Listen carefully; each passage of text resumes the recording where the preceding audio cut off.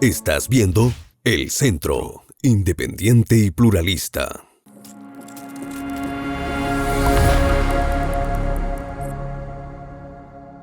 Buenas tardes, amigos todos. Bienvenidos a un nuevo capítulo de Ciencia con Doc. Para hoy les tengo preparadas algunas reacciones que se denominan específicamente reacciones de oxidación-reducción o reacciones redox. Para introducirnos un poco en esto y de qué se trata, técnicamente les hablaré bien breve de lo que es el estado de oxidación.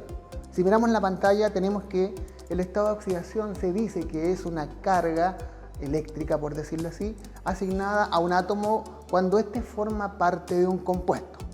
Aunque si bien este es un número arbitrario que se asigna a un elemento o a un átomo cuando forma parte de una sustancia, sí debe señalarse que sí tiene estrecha relación con su estructura electrónica o con su configuración electrónica.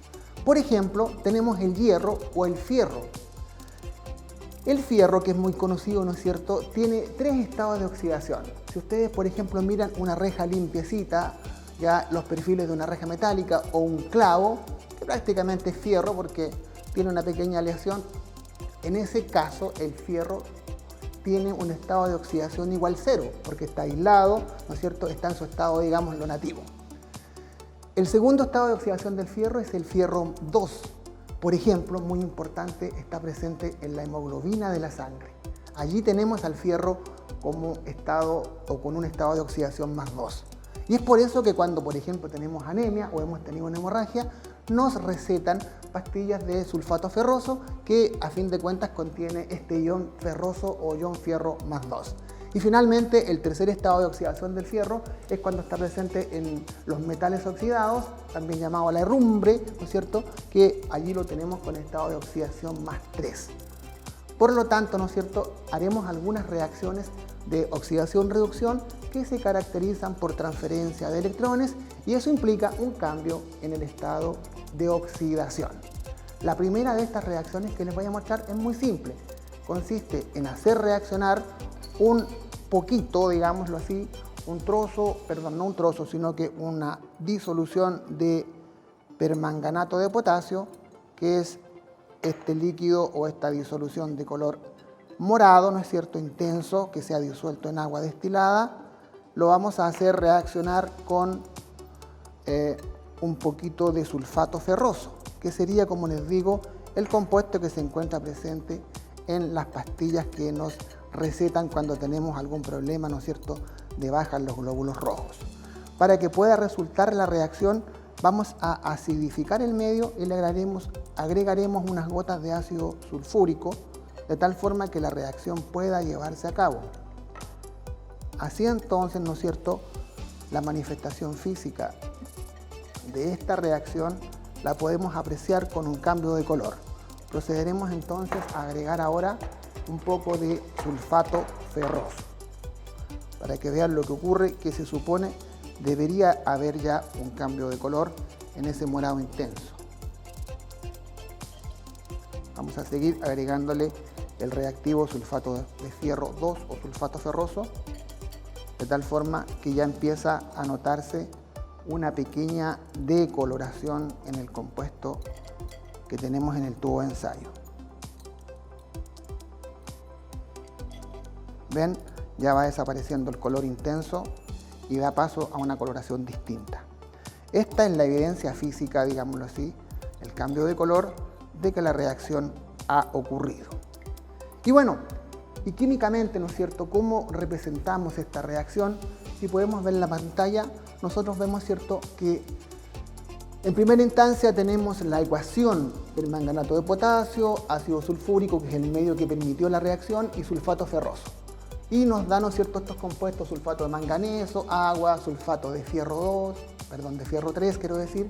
Y si representamos químicamente la ecuación iónica, que se llama, vamos a tener que el fierro 2, ¿no es cierto?, que estaba presente en el sulfato ferroso, cambió a fierro más 3. Eso significa, ¿no es cierto?, que transfirió un electrón, es decir, perdió un electrón.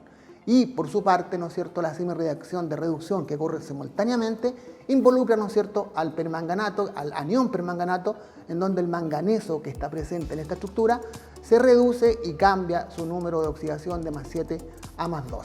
Y esto físicamente es lo que aparece como, ¿no es cierto?, una reacción en donde se ha decolorado el compuesto permanganato de potasio.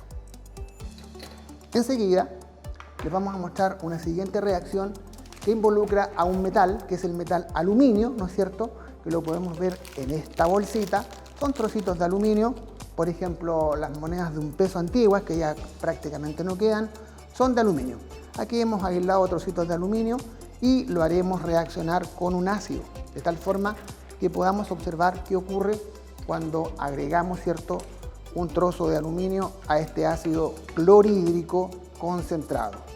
Voy solamente por capilaridad a hacer que el ácido, ¿no es cierto?, ingrese al tubo de ensayos. Cerraré, por cierto, la botella porque están emanando algunos gases medios tóxicos. Y voy a dejar caer el trozo de aluminio. Si ustedes pueden apreciar lo que pasa, agito para que ocurra un poco la reacción. Y nos vamos dando cuenta que ya está reaccionando el metal de alguna manera. Está oscureciéndose un poco el tubo de ensayo donde está ocurriendo la reacción. Y esto significa que de alguna forma se está desprendiendo gas hidrógeno. Hay un burbujeo, ¿no es cierto?, intenso que aquí podemos apreciar, y si pudiéramos darnos cuenta, quizá no por la luz, pero sí se está desprendiendo un gas que corresponde al hidrógeno gaseoso. Al igual como ocurría, recuerdan, si en algún capítulo anterior vimos lo que pasaba con el magnesio, igualmente elimina gas hidrógeno. Si queremos ahora ver qué ocurre con la ecuación que representa a esta reacción, sería la siguiente. El aluminio sólido, ¿cierto?, el trocito de aluminio sólido con el ácido clorhídrico que forma cloruro de aluminio que nos va a quedar en el tubo de ensayos y se desprende gas hidrógeno, ¿de acuerdo? Por lo tanto, si queremos ver las dos semireacciones que están involucradas acá, veremos que el aluminio en estado de oxidación cero, cuando está aislado, ¿no es cierto?, al reaccionar se oxida y pasa a aluminio +3, es decir, pierde una cantidad de 3 electrones. Y así, simultáneamente, la reacción o la semireacción de reducción involucra al hidrógeno en el ácido clorhídrico, donde tenía estado de oxidación +1, por tanto pasa a un estado de oxidación 0, en donde se presenta, ¿cierto?, como gas hidrógeno. Esa es la segunda reacción de oxidación-reducción que les tenía que mostrar.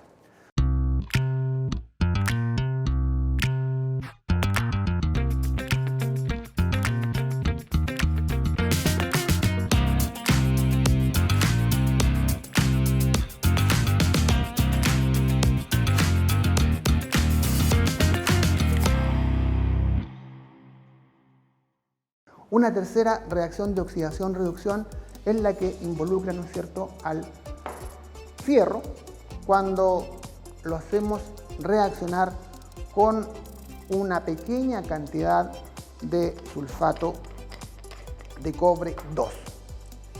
Voy a permitirme, ¿cierto?, dejar un poco de sulfato de cobre en este tubo de esta forma para hacer más rápido el proceso, y le voy a dejar caer un clavo limpio, que es fierro, como les dije, estado de oxidación 0. Lo dejamos caer, ¿no es cierto? Y si pudiéramos apreciar al cabo de unos minutos, podemos revisarlo al final, ¿no es cierto?, vamos a ver que algo ha ocurrido en la superficie del clavo o en la superficie, ¿no es cierto?, de este metal que es el fierro con estado de oxidación 0. Le permitiré hacer la siguiente reacción y al final vamos a revisar, ¿no es cierto?, lo que ocurre con este clavo. En cuarto lugar, quiero mostrarles una reacción bien interesante, que es bien llamativa. Para eso pediría que apagasen la luz si es posible, que consiste en hacer reaccionar un trozo de magnesio metálico, que es esta cinta de magnesio que ya habíamos preparado, ¿no es cierto? Y cualquiera puede pensar, ¿cómo es posible que se combustione esta cinta? ¿No es cierto? Nadie cree que un metal se va a encender. Pues veamos lo que ocurre. Voy a tomar un trozo de magnesio en esta pinza para evitar el calor, ¿no es cierto?, la conducción del calor, y la voy a poner o exponer directamente a la llama del mechero. Observen ustedes lo que ocurre.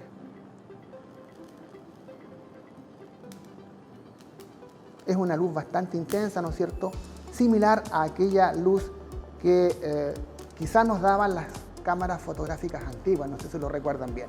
Es una luz bastante intensa que cuando tenemos oscuridad total aparece un brillo bastante interesante.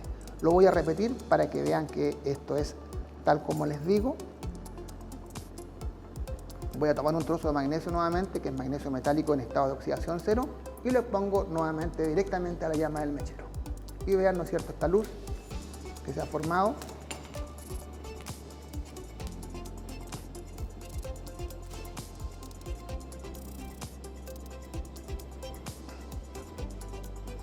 Pues bien, aquí en este vidrio de reloj quedaron trocitos, ¿no es cierto?, residuos que corresponden a las cenizas, digamos, producto de la reacción que hemos observado. Y les voy a representar esta ecuación, ¿no es cierto?, o esta reacción en la ecuación química.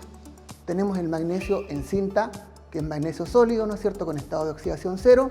Por supuesto que aquí participa como componente el oxígeno y forma el óxido de magnesio, que es este residuo que nos ha quedado como una ceniza en el vidrio de reloj. De tal forma que si queremos representar lo que ocurre, ¿no es cierto?, en cada semireacción, la oxidación involucra al metal magnesio, en donde él, con estado de oxidación cero, pasa a estado de oxidación más 2 en el óxido de magnesio. Es decir, pierde 2 electrones. Y así, la semireacción de reducción involucra al oxígeno, que él está en estado también combinado consigo mismo, por tanto, tiene estado de oxidación cero, por lo que pasa a estado de oxidación menos 2 en el óxido de magnesio.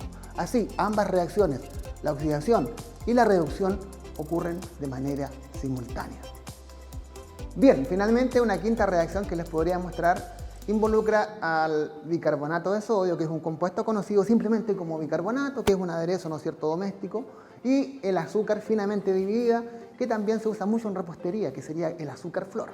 Si nosotros hacemos una mezcla entre bicarbonato con una parte de bicarbonato y 3 partes de azúcar y le agregamos un poquito de alcohol, químicamente ocurre una reacción, ¿no es cierto?, bien interesante que se representaría en esta ecuación, en donde el bicarbonato de sodio, que se llama también carbonato ácido de sodio, se descompone en un sólido que es carbonato de sodio y libera dióxido de carbono. ¿De acuerdo? Y mientras también está quemándose el azúcar, ya que digámoslo así, representémoslo por la glucosa o representémosla por la glucosa, ella, ¿no es cierto?, al quemarse se descompone en carbono sólido y también agua.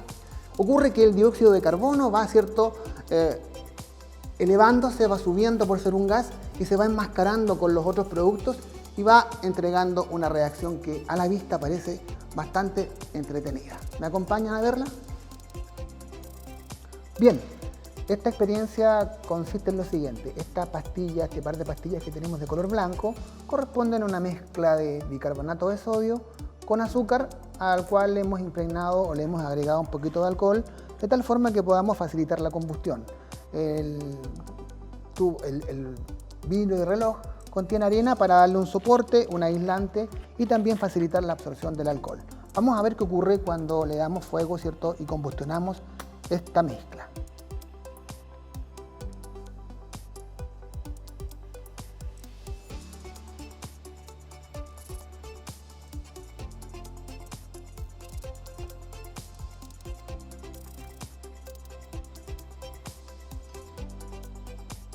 Observemos lentamente lo que está ocurriendo. Debería empezar a combustionarse la mezcla, en donde el bicarbonato de sodio se empieza a descomponer y liberar dióxido de carbono. Y este dióxido de carbono obviamente va ascendiendo y se va encapsulando en parte con los productos que tiene también la combustión del azúcar. Vamos a dar un poco de extracción de aire para evitar humo o vapores indeseados.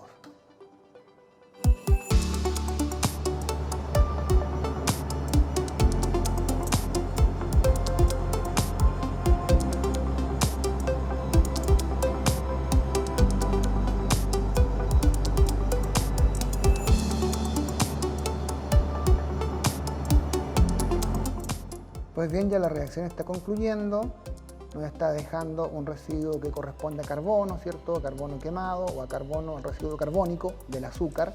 Y, ¿no es cierto?, eso que tiende a inflamarse o a inflarse un poquito, a aumentar de volumen, correspondería al gas dióxido de carbono que está resultando de la descomposición del carbonato o del bicarbonato. Bien, recuerden que quedó pendiente lo que ocurría con nuestro clavo que estaba inmerso en la solución de sulfato de cobre. Vamos a observarlo. Para eso voy a verter el contenido en un vaso de precipitados para tener más facilidad. Dejo el tubo de ensayos y observo, ¿no es cierto?, lo que pasa con el clavo. Ustedes pueden apreciar, tiene un color rojizo o cobrizo. Esto implica obviamente que el cobre que estaba en la disolución de sulfato de cobre 2 ha migrado y se ha depositado como cobre 0 en el metal. Prácticamente eso es lo que ha pasado. Y a su vez, ¿no es cierto?, el cobre 0 se ha oxidado a cobre más 2. Bien amigos, hoy pudimos ver entonces algunas reacciones denominadas de oxidación-reducción que involucran, valga la redundancia, unos procesos de oxidación y de reducción que se caracterizan por la transferencia de electrones. Agradecemos, ¿cierto?, a la carrera de Pedagogía en Ciencias con mención y al programa de Magíster en Didáctica de las Ciencias Experimentales de la Facultad de Ciencias de la Universidad Católica del Maule. No olviden que pueden ver este video si es que te ha gustado y los otros anteriores en las plataformas del Centro TV. Y si te gusta, puedes suscribirte y darle un me gusta. Muchas gracias y nos vemos.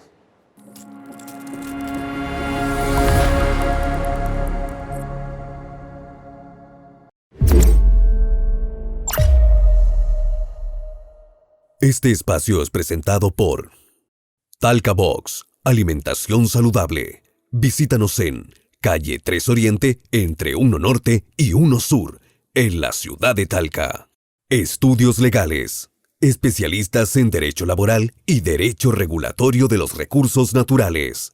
Visítanos en www.estudioslegales.cl o escríbenos a contacto@estudioslegales.cl. Inmobiliaria Los Bellotos. Construye tu biorefugio. Contáctanos al +569 5646 9076.